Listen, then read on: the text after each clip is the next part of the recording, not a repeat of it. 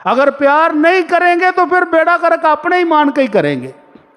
تو اللہ کے نبی صلی اللہ علیہ وسلم کا چہیتا ہے علی رضی اللہ تعالی عنہ، اور علی مرتضیٰ کو نام بڑے پسند تھے۔ علی مرتضیٰ کی کنیت تھی ابو الحسن، بڑے بیٹے کی نسبت سے، اور اللہ کے نبی صلی اللہ علیہ وسلم نے ان کو کنیت دی تھی ابو تراب۔ ابو تراب کہتے ہیں وہ مٹی میں سونے والے۔ ہوا کیا ہے، اللہ کے نبی صلی اللہ علیہ وسلم بیٹی کے گھر گئے ملاقات کے لیے، دیکھا کہ داماد گھر میں نہیں ہے۔ دوپہر کے وقت عربوں کے ہاں کیلولا کرنے کا رواج ہے، اور دوپہر کے وقت ہر بندہ گھر میں ہوتا ہے۔ تو اللہ کے نبی نے پوچھا بیٹی کدھر گیا میرا چیتا کدھر ہے، میرا لاڈلا؟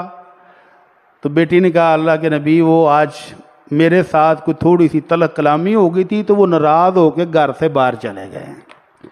تو اللہ کے نبی صلی اللہ علیہ وسلم نے صحابہ کو دوڑایا کہ دیکھو کہ میرا بیٹا کدھر ہے۔ ڈھونڈتے ڈھونڈتے دیکھا تو علی مرتضیٰ ننگے فرش پر بجری کے اوپر، بجری کا فرش تھا، وہ ٹائلیں تو لگی نہیں تھی، بجری کے اوپر سویا ہوا ہے اور چادر بھی کمر سے اتری ہوئی ہے۔ تو اللہ کے نبی صلی اللہ علیہ وسلم گئے، بڑے پیار سے شفقت سے ہاتھ کے ساتھ مٹی صاف کی اور فرمایا قم یا ابا تراب، ابو تراب اٹھو تو صحیح، مٹی میں سونے والے ناراضگی ختم کر، چل کر چلیے۔ یہاں پر بھی جن کے دلوں میں کوڑ ہے، جن کے دلوں میں کوڑ ہے، بغض ہے علی کا، اس حدیث کا ترجمہ انہوں نے بھی کیا ہے۔ ایک سیمپل چلو چیک کر ہی لو، لوگ نفرت کیسے کیسے پال لیتے ہیں۔ یہاں ترجمہ کیا ہے، اللہ کے نبی نے شفقت کا اظہار کیا ہے، محبت کا اظہار کیا ہے کہ ابو تراب اٹھ جا۔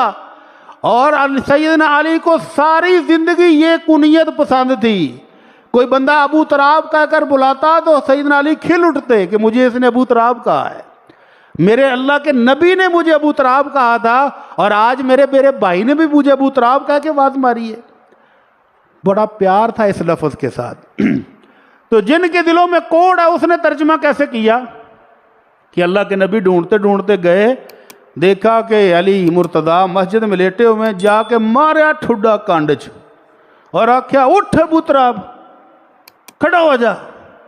یہ ہے وہ بغض، یہ ہے وہ نفرت، یہ ہے وہ ایمان کی بربادی جو دلوں کے اندر داخل ہے اور کسی موقع پر باہر نکل ہی آتی ہے۔